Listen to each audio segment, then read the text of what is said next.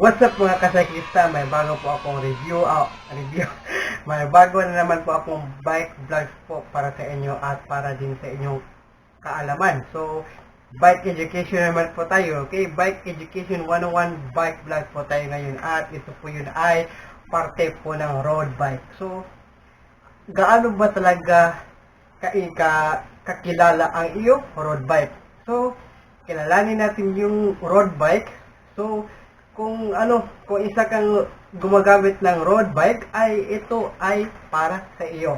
So, para rin sa kaalaman kung ano yung mga components ng mga road bike at ano yung mga iba't iba pang parte ng mga road bike na kailangan pong pag-aaralin kung ano talaga, di ba? So, bago po pa tayo magsimula, make sure po pala na nakasubscribe na kayo sa channel ko. Higit po sa lahat, i-click nyo rin po yung notification bell para ma-notify kayo parati sa mga upcoming future videos dito sa ating channel. At mag-intro po muna tayo, okay?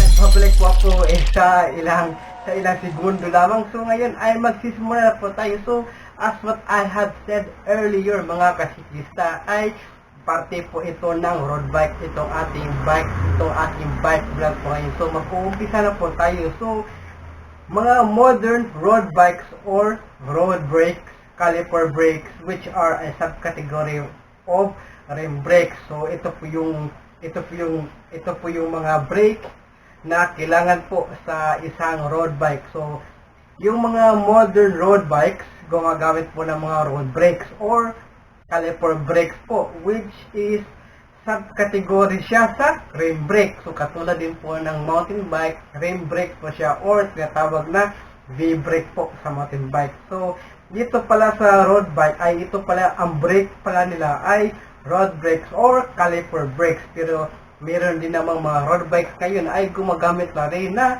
disc brakes. So designs that slow and stop your bicycle by forcing rubber pads against the rim of your bike to create friction. So ano ba ibig sabihin nun? So dinesign po itong rim brake is slow and stop para sa inyong bisikleta, forcing yung pinapuwersa yung rubber pads against doon sa rim to create a friction. So yun po, katulad po ng mountain bike, meron siyang rim brake or tinatawag na V-brake. So, caliper brakes function as a single unit, mounted to your frame by a lone bolt that pivots when the brake levers are pulled. And also, these designs are useful for road bikes because they provide a great balance between stopping power and delicate modulation of the amount of power you can apply. So ano ba ibig sabihin nun? So itong caliper brakes function ay isa lamang single unit na nakamount doon sa rigid fork at saka nakamount sa frame by a lone bolt. So doon sa may pivots na kapag nakapag-pulled na yung brake levers. So designs are useful talaga para sa mga road bikers. So at saka na-provide sila ng great balance para sa pag-stop po ng mga delicate modulation po sa pagbabike na lalong-lalo na yun sa pag-downhill at saka sa mga downhills na mga steep. So yun po para makapag-apply ka ng forcefully power friction sa brake. So dito na tayo, how do they work? So ang topic ko ngayon ay brake po sa road bike. So paano ba nagwo-work ito? So in the most common design, gold dual pivot side pull caliper brakes. The braking cable enters the calipers from the top of one side of the mechanism when the brakes are pulled.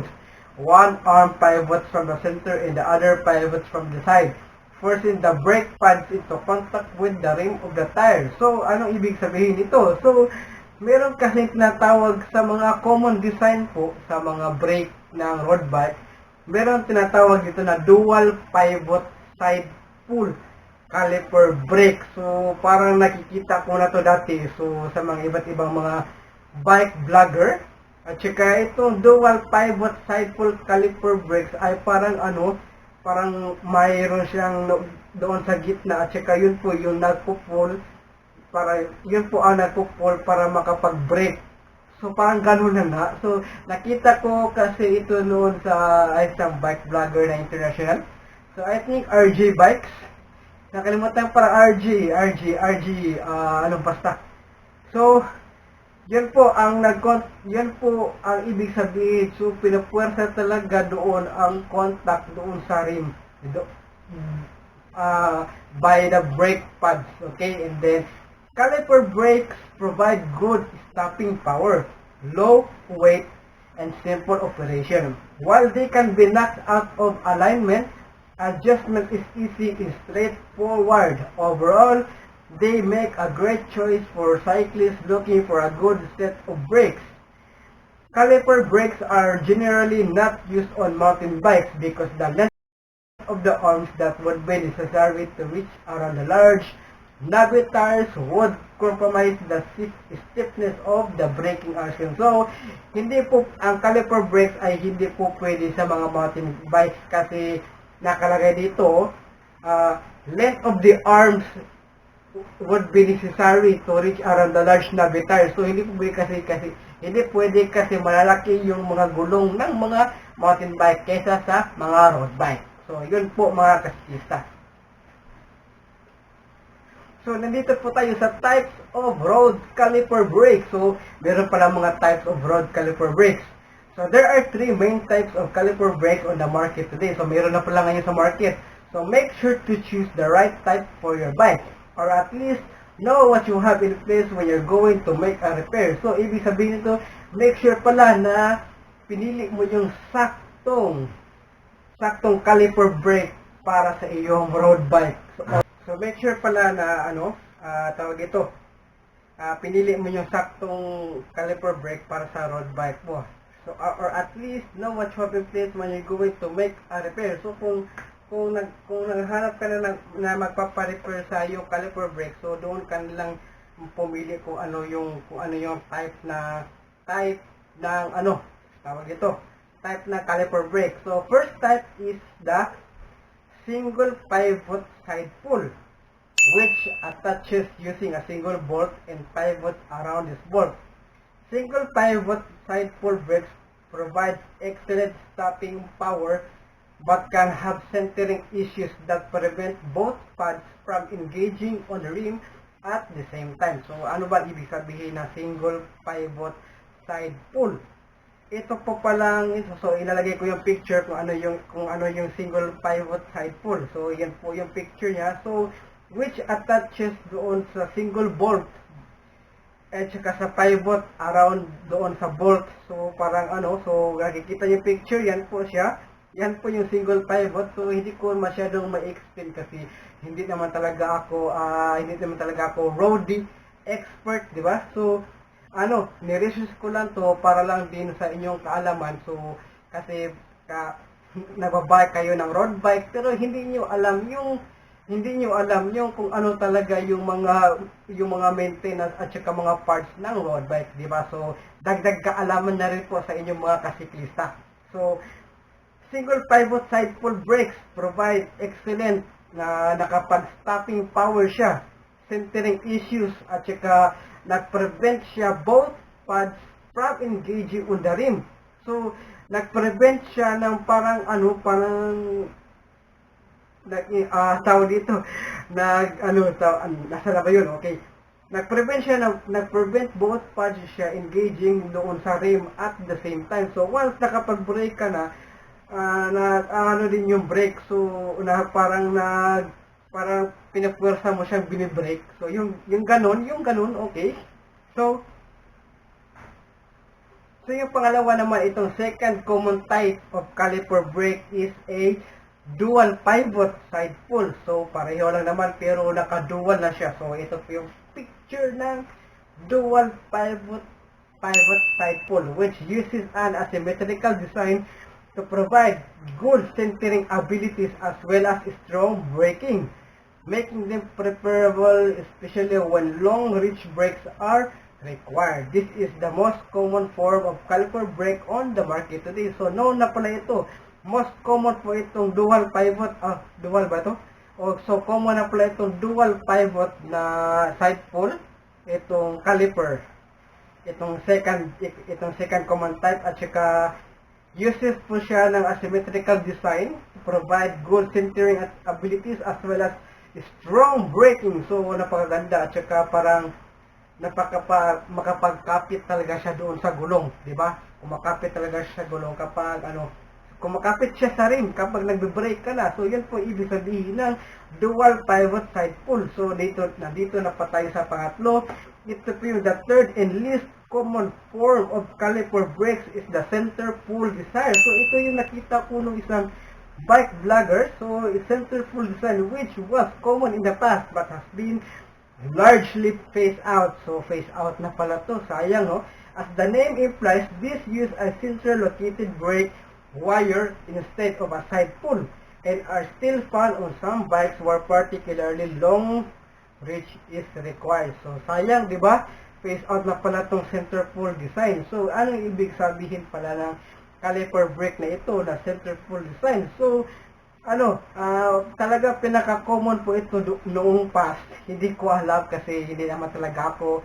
So, nagre-research lang talaga ako at saka bine-brainstorm ko naman talaga kung ano yung at saka ini-explain ko naman talaga kung ano yung mga kaibahan po ng mga road caliper brake. So, as the name implies, uses a centrally located brake wire instead of a side pull. No? So, nasa gitna pala siya. So, instead nakalagay dito, centrally located brake wire instead of a side pull. So, yung side pull kasi, dalawa yun, di ba? So, nandun dalawa. So, ito, nasa gitna po siya. So, nasa gitna na po siya at saka parang isa lang yung wire niya. So, yun po yung, yun po itong center pull design na caliper brake. Okay? So, next naman ay pricing and quality sa mga caliper brakes. So, ano pala ito? So, road brakes come in a wide range of prices. So, wide range. So, ibig sabihin po, may pagkamahalan po. So, the top end of the price range comes in at well over $300 in price. So, kung kapag i-convert natin yan na peso, so ano ba yung ibig sabihin? So, ano ba yan? So, kung i-convert po natin itong, so, nasa na yung calculator ko? So, okay. So, $300 ngayon, 47 na kasi yun. 47 na ngayon, bumaba po yun. So, 300 times 47. So, 14,100 na pala. So, parang may kamahalan pa siya, pero I think may pagkamahalan at meron din pagkamahalan. So, I think nandoon siya sa range na budget na mga road bikes. So, yan po siya. Ito parang mga model na ito, I wish includes the high-end na Shimano Dura Ace series. So, provide ultra-strong and precise stopping power with the lightest positive weight and sleekest profile. So, the low end of the caliper brake price range comes in the $20 to $40 ang range and isn't able to match the performance of the high-end models. So, kapag i-convert natin ito into peso, itong 20 to 40 range, so 20 times 47, so 940 pala itong caliper brake, mga caliper brake ng road bike. So parang so 940. So kapag $40 naman, ito at kapag $40 din naman, 40 times 47, so 1,800. So, ibig sabihin, 900 to 1,000 ang range po ang mga high-end models po ng mga caliper brake in pesos. So, however, if you are more casual ride or never ride at extreme speeds, brakes in this price range can fit your needs admirably. So, ibig sabihin po nito, kapag casual ride lang at saka hindi ka nagra-ride ng mga mas malalayong lugar, so itong price range na ito ay fit po para sa inyong kinakailangan. So, andito po tayo sa sizing po. Sizing of caliper brakes come in a variety of different sizes. Each size has different lengths of arms, which need to be matched to your frame. Frames with more space between the rim and bolt attachment point for the caliper brakes will need longer arms, while a shorter distance here requires short caliper arms. So, ano bang ibig sabihin? Okay, caliper brakes pala ay may mga variety siya, may variety ng mga different na mga size. At saka yung mga size na yun ay meron din sa mga different lengths of arms. So, ibig sabihin po na different lengths of arms ay meron po siyang size, meron po siyang diameter. So, may sizes, may diameter. So, para mag-match po doon sa iyong frame, di ba? So, meron ding frame na mayroon siyang more space between the rims and bolt attachment for attachment point para sa caliper brakes na hindi nag-needed ng mga longer arms, while a shorter distance here requires shorter caliper arms. So, kung hindi ka kalayuan, so yung shorter caliper na rin yung gamit. Yes, so the length of caliper arms usually falls between 39 mm and 108 mm. In extreme cases lang po siya. So the most common sizes on modern bikes are in the range of 39 to 49 mm. Since modern road bikes tend to disallow the use of fenders by having very little spacing between the fork and the wheel.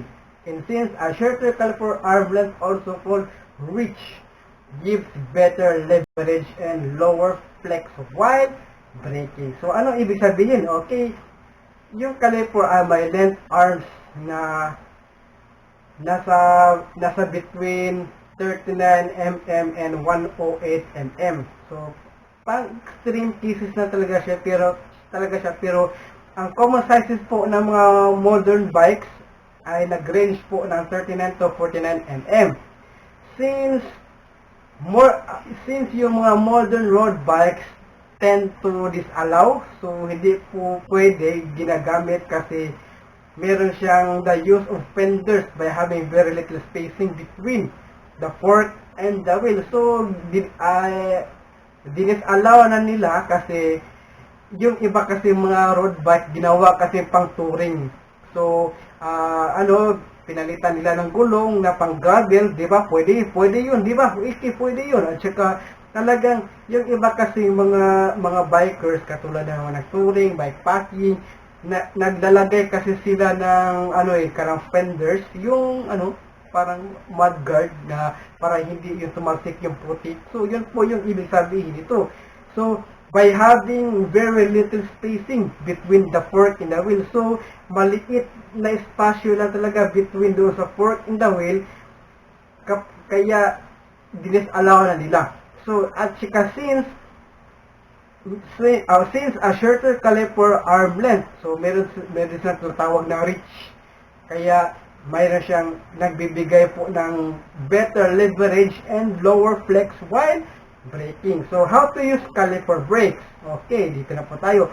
In general, when using caliper brakes, your front brake provides the majority of your stopping power. So, this is because when stopping at higher speeds, your momentum is all on your front wheel. The rear wheel simply has no traction to stop it. So, ibig sabihin pala, mas ginagamit talaga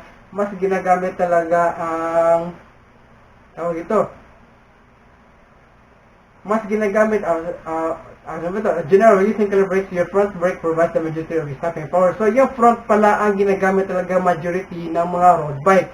So, this is because kasi when stopping sa mga higher speeds, so yung yung karang sa Bisaya pa karang nagpasotoy kag padagan ba kusog karang sa pacing, karang ingana karang pacing bitaw hindi karang ang momentum sa iyong ang momentum ng front wheel ay meron na pong momentum yung front wheel, kaya yung rear wheel ay simply has no traction to stop it. So ibig sabihin po napakalakas na yung speed na kinaya mo sa iyong pagtitacing, at saka yung rear wheel, ibig sabihin yung rear wheel ay yung nasa likod, simply wala na po siyang traction. So wala po siyang traction para makapag-stop kasi mabilis na po yung takbo ng yung road bike, at saka ang ginagamit mo ay yung yung harap na brake, which means is the left brake. Yun po. Of course naman, di ba? When using the front brake as your main stopping power, it is possible to flip over your handlebars. So, meron pala itong disadvantage din pala. So, those of us who haven't experienced it have heard horror stories. However, it is very possible to learn how to use your front brakes to stop quickly and powerfully. So, ibig sabihin po pala, using the front brake as your main stopping power, may possible talaga mag-flip sa handlebar. So, talagang disadvantage din talaga, no? Di ba? Meron din talaga disadvantage. Those of us who haven't experienced, so, meron din naman, hindi pa naka-experience na ganito, pero experience na horror stories dito, ganito. So, however naman, may possible din pala how to use your front brake to stop quickly and powerfully. So, dapat konting brake lang, at saka matutunan mo rin yung pag-brake ng front brakes. So, practice using your front brake in a parking lot. So, ito po siya. And start with low speeds to learn how to use them effectively and safely. One tip, use your arms to brace yourself on your handlebars and keep your weight back on the seat towards the rear of the bike. This is one of the best things you can do to avoid going over the top. So ito. Deep explanation po sa mga road bikers dyan. Ito po. Kaya, so, magpa-practice kayo ng front brake sa parking lot. So, ibig sabihin nun, start tayo sa low speeds. Start po tayo sa low speeds dahil learn to use them effectively in safety. So, di ba? So, talagang kung gusto mo talagang matutong mag-road bike, so kailangan talaga, so may iba kasi mga road bike na hindi yan alam eh. So, ang alam lang nila ay ang alam lang nila kasi ay nagra-ride sila ng road bike. So, parang tawag doon, pasikat. So, sa Bisaya pa, pasikat-sikat lang, nakay road bike, nakay mahalon nga road bike, road bike, at saka karang mamahalin yung road bike, di ba? So, mamahalin yung road bike mo, at saka sabi mo, pare, ganda ng road bike ko. Ito na, Pinarello, meron din. Doon, marami pang ibang mga brand, high-end and branded na mga road bike, di ba? So, sabi na, marunong ka ba? Syempre marunong ako, pero yung main question, marunong ka ba talagang mag-brake ng road bike? So, yun po yung main question. Okay. So, ito po siya. So, karamihan kasi sa mga road bike ay talagang tawag doon, pa-choy-choy lang. So, not to open po sa mga road bikers dyan. So, lesson to be learned din naman, di ba? So, kailangan din naman ng bike education kaysa sa mag-bike lang na ang alam. Okay? So, ito po siya. So, use them effectively in safety, di ba? So, sa parking lot ka lang, o hindi sa subdivision nyo, kung meron kayong subdivision, so doon ka magpa-practice ng braking, di ba? How to use caliper brakes, kasi itong caliper brakes ay talagang meant for sa mga road bikes. So meron din ng mga road bikes na gumagamit din ng mga disc brake. So much better na brakes ang gamitin ko, kasi yung iba ay ito, okay na ito, disc brake, okay na. So, wala akong problema rito, disc brake lang siya. So, instead na caliper brakes, parang mahirap yata yan, parang nasanay na ako sa disc brake. Di ba? Nasanay tayo sa, yung mga ibang mga road bikers kasi nasanay na rin sila sa disc brake instead of caliper brake. So, one tip, use your arms to brace yourself. So, parang use your arms. So, ibig sabihin po, doon ka na sa drop bar at saka tawag doon, brace yourself on your, tawag dito. Dito pa tayo. Brace yourself on your handlebars. So, ganun. And, keep your weight back on the seat. So, ibig sabihin po, nakayuko ka na. Ibig sabihin, for example, po ito, okay. Nakayuko ka na, pagkatapos dapat yung talagang yung weight mo talaga doon sa back of the seat. Diba? Tawag, okay. Sakto back on the seat towards. So, ganyan talaga kapag nagre-racing, yun po yung mga nagre-racing, yung mga triathletes, diba? So, yung swim, run, and bike. So, yan po siya. At saka, one of the best things you can do to avoid going over the top. So, going over the top, ibig sabihin po, uphill. So, yun po yung kanyang kinakailangan sa isang road bike. Road bikers, yung mga road bikers na gumagamit ng mga caliper brake. So, kasi ngayon, mga disc brake ang ginagamit at saka para hindi na po sila mahihirapan pang gumamit ng caliper brake kasi mas maganda kasi kapag caliper brake ang gamit mo kasi talagang commonly used talaga siya sa mga road bikes. So, may iba po kasi siya sa disc brake. So dito na pa tayo sa installation. So, paano ba mag-install ng caliper brake? So, caliper brakes are mounted on the fork, crown, or brake bridge of the frame via single bolt. So, single bolt lang pala yung mga caliper brakes na i-mount doon sa fork, crown, or brake bridge. And also, this should be tightened securely to make sure your brakes don't rattle loose. So, ibig sabihin nito, kailangan naka-tighten po talaga siya securely para hindi po mag-loose, rattle or loose. So, parang nag-loose rin siya na parang nag-wobble siya. Ganun nga, parang ganun. Parang hindi na siya kumakapit. Parang hindi siya kumakapit. Kailangan talagang tighten securely po yung brake niya. Para yun po yung ibig sabihin. So, repairs and over time, caliper brakes on road bikes can start to lose their alignment. So, meron din palang pagkakataon na maglulose pala ang alignment ng mga caliper brakes sa road bikes. So, luckily, adjusting them is easy. So, meron po tutorial on adjusting road bike caliper brakes to learn how. So, hanapin ko ito kasi nakalimutan ko pala yung So, i-link down ko below kung paano yung tutorial niya, i-link down ko below paano mag-adjust ng road bike caliper brakes. Okay? To go fast, you need to be able to stop fast. Braking is a complex skill though, so here's how to do it. Your front brake is your friend. Yes, use it wrong and it'll send you over the bars in a heartbeat. We've all been there. However, it's very definitely the most effective way of slowing your bike down, so don't be afraid of it.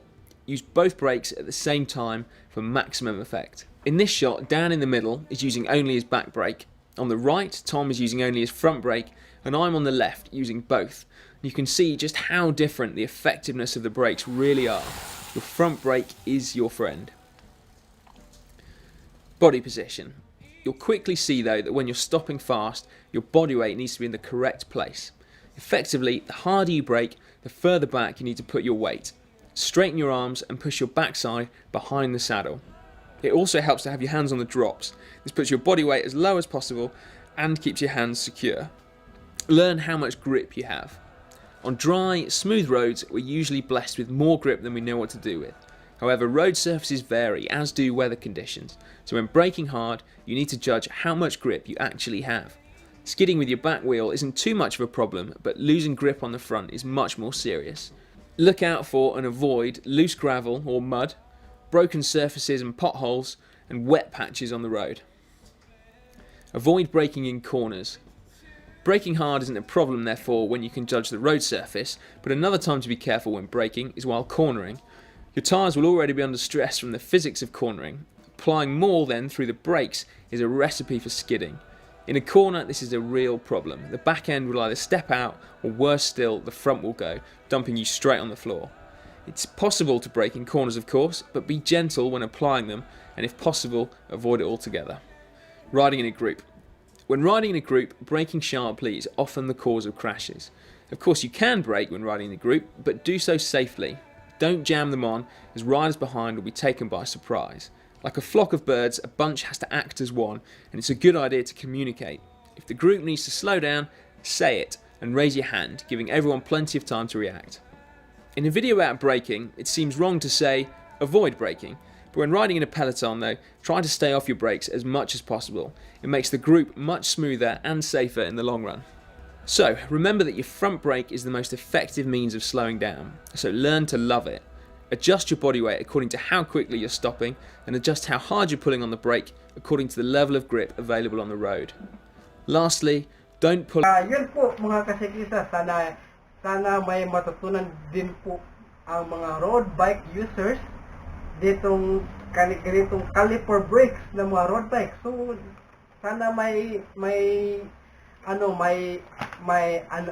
nakalimutan kung din kayo, may konting nalalaman din about sa mga caliper brakes sa mga road bike. So much better na mas better na mas may matutunan din po tayo sa calipers kaysa sa disc brake, kasi mas maganda din naman kasi gamitin yung caliper pero kung ako tatanungin nyo, so mas gusto kong mag-caliper kaysa sa mag-disc brake, kasi parang more on challenging para sa akin gumagamit po ng caliper kaysa sa disc brake, kasi parang more on maintenance kasi yung disc brake kaysa sa caliper brake, kasi yung caliper brake madali lang siya, di ba?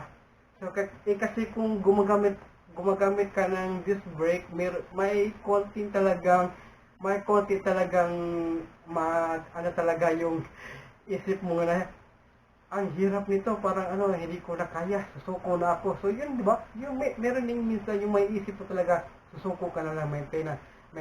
So ibig sabihin nun, pupunta ka na lang sa isang bike shop at magpapaayos ng iyong disc brake para sa iyong road bike. So parang may pricey din naman talaga, di ba? So parang hindi mo talaga maiiwasan na gumagastos ka na naman para lang sa disc brake ng iyong road bike. So it's up to you mga kasiklista na mga road bikers dyan, na kung ano ang gusto nyo, disc brake ba or caliper brake, kasi yung topic ko ngayon ay caliper brake po ng caliper brake po ng road bike. So yun po, kung ano yung natutunan nyo dito sa aking bike vlog ngayon. So Bike Education 101.